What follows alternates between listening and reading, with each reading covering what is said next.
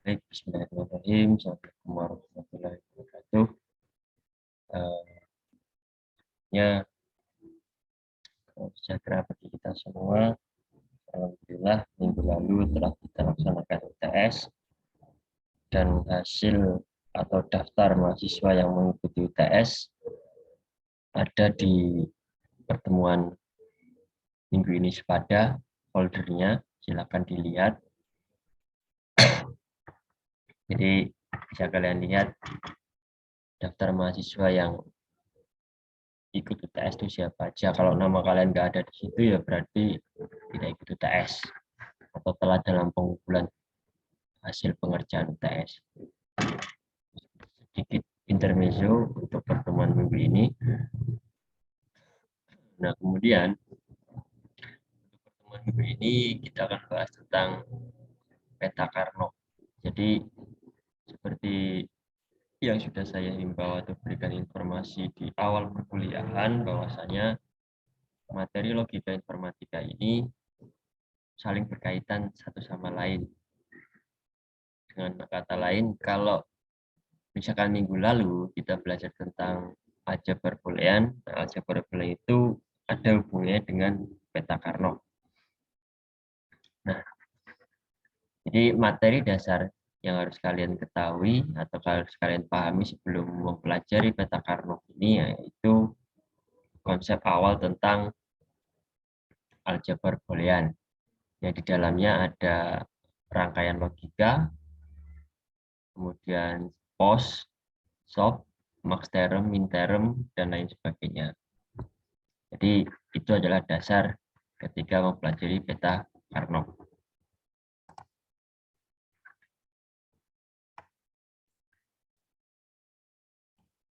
Nah, ini dasar peta Carnot materi. Jadi, before we learn materi Carnot map, recall materi Boolean aljabar. Artinya sebelum kita mempelajari tentang peta Carnot, jadi ingat kembali materi tentang aljabar Boolean.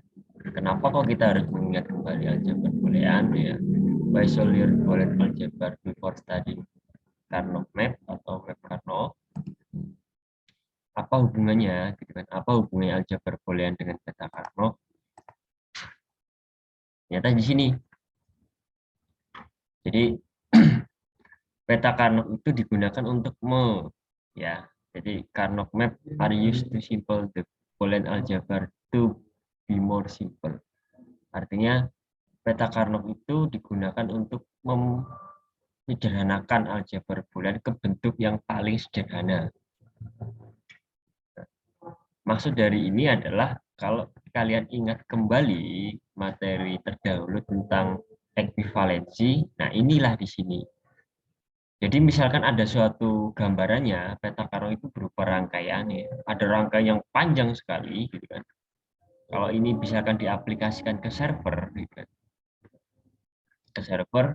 Jadi kalau misalkan ada rangkaian yang panjang, itu kan akan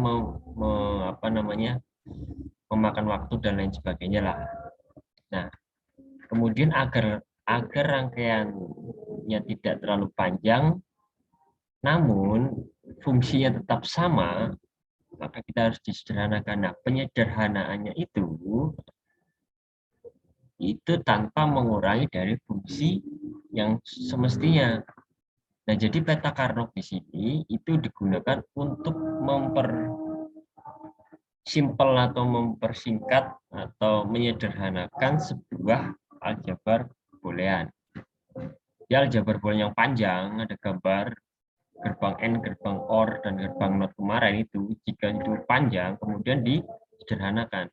Tapi penyederhanaannya itu tidak mengurangi nilai dari yang semestinya. Nah, bisa disebut itu sebagai ekuivalensi atau kesamaan.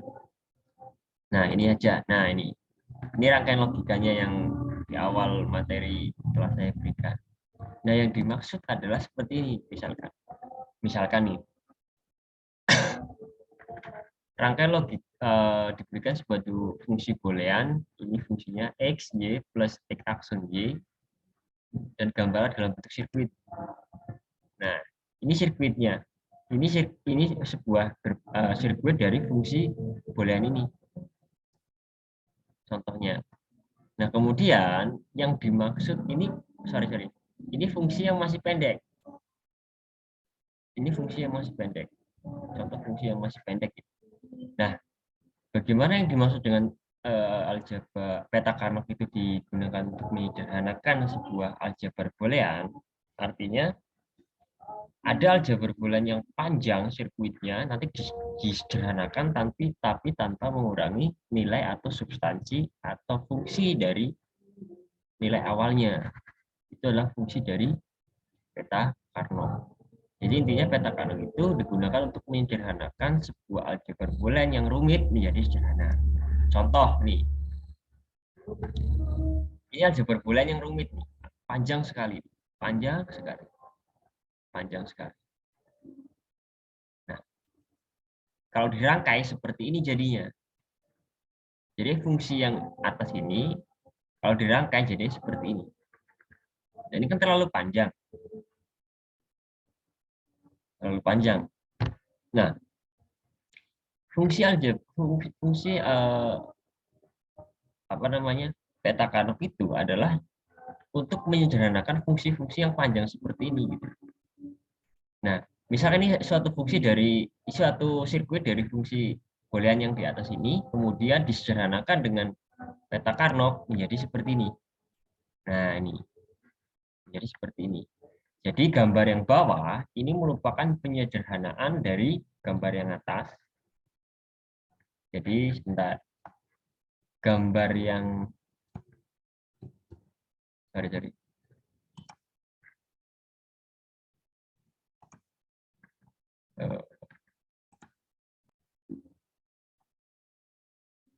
yang bawah ini, yang lagi yang bawah ini, yang ini itu merupakan penyederhanaan dari yang ini. Tapi nilainya sama. Nah, maka disebut equivalent. Nah, disinilah di langkah untuk menyederhanakan yang atas ke yang bawah itu namanya ada beberapa cara, salah satunya dengan peta Carnot. Jadi di logika ini kita fokus ke belajar penyederhanaan aljabar boolean menggunakan peta Carnot. Nanti untuk yang model-model lain, cara-cara yang lain itu di mata kuliah yang lain. Tapi di informatika ini menggunakan peta Carnot. Jadi intinya peta Carnot adalah menyederhanakan sebuah aljabar boolean yang rumit ini ke yang sederhana ini, tapi tanpa mengurangi nilainya. Artinya mempunyai nilai yang sama. Jadi yang atas dan yang bawah ini mempunyai nilai yang sama atau disebut dengan equivalent. Itu fungsinya peta Carnot. Nah, ini stepnya panjang, ada beberapa. Jadi peta Carnot ini nanti dibagi dalam beberapa step, beberapa tahap. Nah, materi ini yang akan saya uaskan besok. Ketika uas materinya tentang aljabar boolean dan peta Carnot. Maka dari itu kalian harus benar-benar memahami apa yang saya jelaskan. Nah, itu. Nah, contoh lagi ini suatu fungsi yang rumit disederhanakan jadi seperti ini. Kok bisa? Nah, intinya ini fungsi yang tadi. Ini yang fungsi yang awal disederhanakan jadi ini. Dengan apa? Dengan peta Carnot. Jadi ada beberapa cara menyederhanakan aljabar boolean. Ada yang dengan aljabar, dengan peta Carnot, dan tabulasi. Tabulasi. Nah, kita fokus ke yang nomor 2. Kalau yang 1 dan 3 nanti di mata kuliah yang lain. Di mata kuliah yang lain. Di kalian nanti dapat kok. Di mata kuliah lain tidak dapat. Nah, kita masuk ke materi. Tadi itu hanya pengenalan. Sekarang masuk ke materi. Jadi menyederhanakan aljabar. Jadi yang pertama kan tadi menyederhanakan aljabar boolean dengan cara aljabar, yang kedua dengan peta Carnot, yang ketiga dengan tabulasi. Walaupun toh ini enggak saya kasih yang nomor 1, 2, nomor 3, tapi saya kasih gambarannya. Nah, ini yang pertama menyederhanakan dengan aljabar. Jadi penyederhanaan atau fungsi aljabar boolean menggunakan aljabar itu intinya bahwasanya cari penyederhanakan dengan memanipulasi. Jadi memanipulasi suatu fungsi. Nah, ini kalian harus benar-benar paham logika di sini kalau kita harus menggunakan aljabar ini. Contohnya ini. Jadi suatu fungsi misalkan X plus aksen Y itu disederhanakan menggunakan aljabar menjadi X plus Y. Nah, yang dimaksud aljabar itu yaitu yang ini. Dengan memanipulasi sehingga fungsi yang awal ini menjadi ini. Itu dengan cara aljabar. Pak, kalau ini secara aljabar kemudian disederhanakan dengan metode aljabar, kemudian disederhanakan dengan metode peta Karnock, apa hasilnya sama, Pak? Ya sama gitu. Sama hasilnya. Hasilnya sama. Nah, contoh misalkan yang ini. Ini suatu fungsi disederhanakan dengan memanipulasi aljabar yang ini menghasilkan fungsi akhir yang adalah yang ini. Jadi fungsi yang bawah dan yang atas itu mempunyai makna yang sama atau ekuivalen. Nah, kebetulan ini disederhanakan secara aljabar. Kalau disederhanakan dengan peta Carnot, hasilnya pun sama seperti ini. Jadi fungsi yang atas ini disederhanakan dengan peta Carnot pasti menghasilkan yang ini juga. Ini secara aljabar nggak saya jelaskan. Yang kedua, nah ini yang akan titik fokus kita ke sini, peta Carnot. Jadi peta Carnot ya, Carnot map is simplification method grafik. Jadi peta Carnot itu merupakan ya cara penyederhanaan sebuah aljabar boolean menggunakan sebuah tabel kebenaran. Membuat tabel kebenaran. Jadi intinya peta Carnot itu nanti kita akan banyak menggunakan tabel kebenaran untuk menyederhanakan sebuah aljabar boolean. Nah, perlu kalian ketahui juga peta Carnot ini nanti ada hubungannya dengan ini, dengan sebuah kitab. Ini saya sebut. Nah, ini kitabnya. Tapi sebelum ini saya jelaskan ini dulu. Tadi kepencet soalnya. Nah, ini. Jadi intinya peta Carnot itu menggunakan sebuah tabel kebenaran yang mana tabel kebenaran itu nanti yang kita ambil hanya min termnya saja. Ingat min term di materi sebelumnya. Jadi yang kita ambil hanya min termnya saja. Min term. Nah, fokusnya ke angka 1 nanti. Angka 0 hanya sebagai pelengkap. Ya, jadi hanya sebagai pelengkap. Nah, di dalam peta Carnot nanti itu adalah bilangan biner isinya. Bilangan biner yang dirubah ke dalam bentuk fungsi atau bilangan biner yang dibentuk ke dalam bentuk min term atau sebaliknya min term yang dirubah ke dalam bentuk bilangan biner. Itu intinya. Jadi peta Carnot ini mengubah aljabar boolean menggunakan tabel. Ini peta. Nah, ini. Jadi kitabnya di peta Carnot itu jika dia dua variabel, maka kitabnya yang A. Yang A ini. Jadi baris pertama, baris kedua itu kan kalau dua variabel misalkan X, Y atau P, Q itu boleh. Tapi yang nggak akan berubah itu yang ini. Bentar, saya coret dulu. Yang nggak akan berubah itu posisi ini nggak akan berubah. Nah, ini nggak akan berubah. Jadi kalau untuk dua variabel,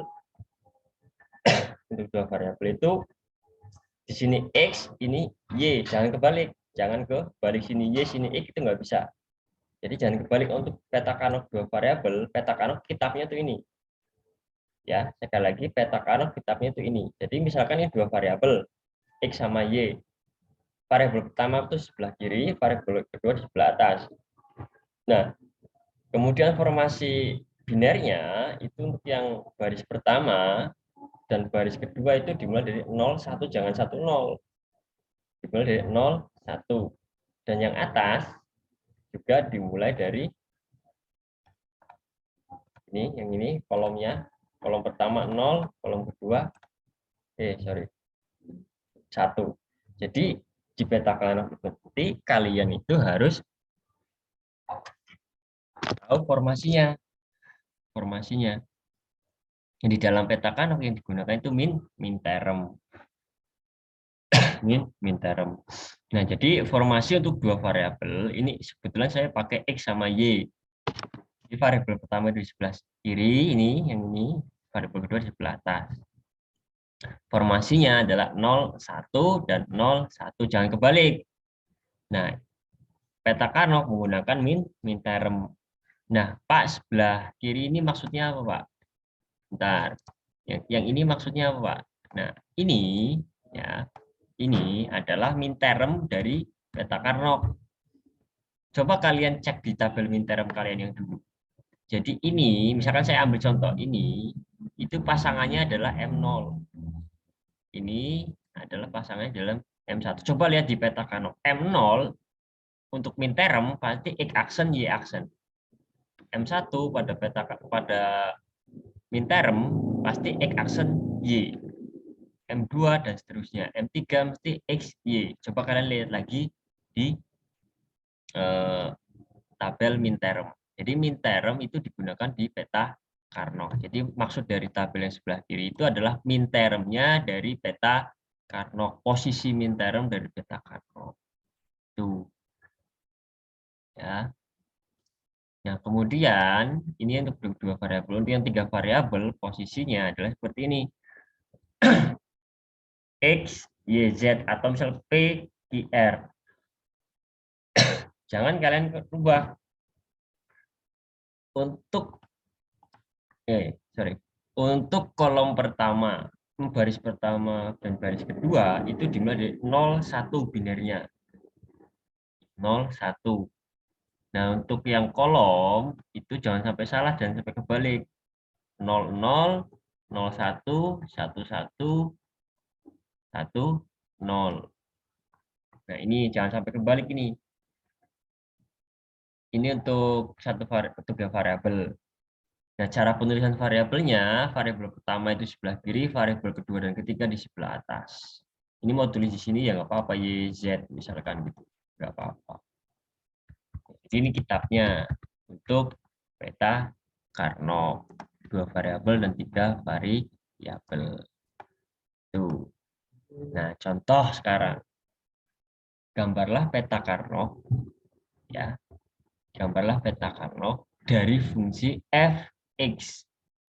Y yaitu menghasilkan sebuah fungsi X, Y plus X aksen Y. Gambar peta Carnot seperti apa? Nah, ingat sebelum kita mencari peta Carnot, kita lihat dulu ini berapa variabel. Nah, ini dua variabel, yaitu X dan Y. Caranya kita lihat dulu min termnya. Lihat dulu min term. Jadi kita lihat dulu min term, deskripsikan dulu min term. Nah, min term jika dia XY, tabel min term itu, atau dengan kata lain, min term itu kan jika tidak ada tanda petiknya, itu adalah nilainya 1. Nah, jika ada tanda petiknya nilainya 0, maka ini dideskripsikan dulu. XY berarti kan 1, 1. X aksen Y berarti kan 0, 1. Nah, kemudian kita baru mengisi isi box atau representasikan 11 dan 01 ini ke dalam tabel atau ke dalam peta. Nah, ini kan dua variabel. Nah, berarti X-nya di sini, Y-nya di sini. Nah, ini 0, 1. 0, 1. Nah, kemudian caranya adalah kita padukan. Misalkan yang pertama yang ini. 1, 1. X-nya 1, Y-nya 1. Berarti 1, 1 berarti XY dimulai dari X. X cari X dan Y yang menghasilkan 1, 1. Nah, ini kan X. Ini X, ini 1, ini Y, ini 1. Berarti kan ketemunya di sini. Nah, di sini nih. Di sini. Nah, ya kan di situ kan. Maka dari itu kita bisa isi. Nah, jadi kita hanya melihat yang kita di fungsi tersebut. Ya kan fungsinya ini kan fungsinya. Ini agak susah ini. Logikanya bermain logikanya agak susah. Maka diperhatikan. Saya ulangi lagi. Ini adalah fungsi dua variabel. Kalau dua variabel, berarti kan peta Carnot-nya seperti ini posisinya. Nah, sebelum kita membuat ke dalam bentuk peta atau menuangkan ke dalam bentuk peta, kita deskripsikan min term dari fungsi yang diketahui. Ini kan XY ditambah X aksen Y. Deskripsikan. Ingat kalau min term itu kan yang bernilai tidak ada tanda petiknya itu nilainya 1. Maka XY ini, XY itu kan 1 sah, 1. X aksen ya ada aksennya kan berarti 0. Y-nya nggak ada aksennya berarti kan 1. Berarti 0 sah, 1. Nah, setelah itu kita dapat ini, baru kita ke peta Carnot. Di dalam peta Carnot tadi kan kalau untuk dua variabel itu posisi penulisannya kan ini X, ini Y. 0, 1, yang Y juga 0, 1. Nah, perpaduan kira-kira yang 1, 1 itu di mana? Nah, kan 1, 1 itu kan di sini nih. Ini X-nya 1, Y-nya 1. Ketemunya kan di sini. Sorry, kita ganti warna kuning biar lebih mudah. X-nya 1, Y-nya 1. Ketemunya kan di sini. Nah, berilah angka 1. Pokoknya yang difungsi, yang ketika dituangkan ke dalam bentuk peta Carnot, apapun bentuknya, itu tetap dinilai angka 1. Yang kedua, 0, 1. 0, 1. Nah, berarti kan perpaduan di sini. Ini 0, 1. Ditulis angka 1 di sini. Nah, yang lain, yang enggak kotak yang lain yang tidak ada di fungsi yang diketahui diberi angka 0. Ini kan 0 semua. Jadi begitu.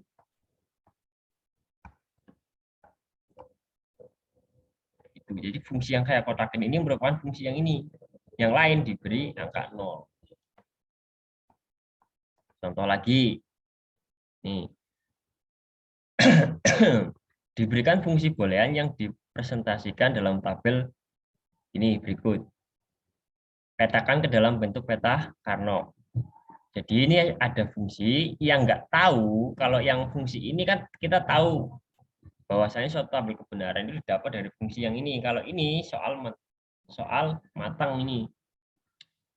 Nah, kalau ada soal matang seperti ini, kalian lihat angka hanya yang bernilai 1. Hanya yang bernilai 1. Yang bernilai 1 kan yang ini. Daftar saya tulis, saya gambar. Ini agak panjang video ini. Jadi ketika mendapati peta Carnot, diminta untuk membuat peta Carnot dari fungsi yang dalam tabel kebenaran, tinjau hanya yang bernilai 1.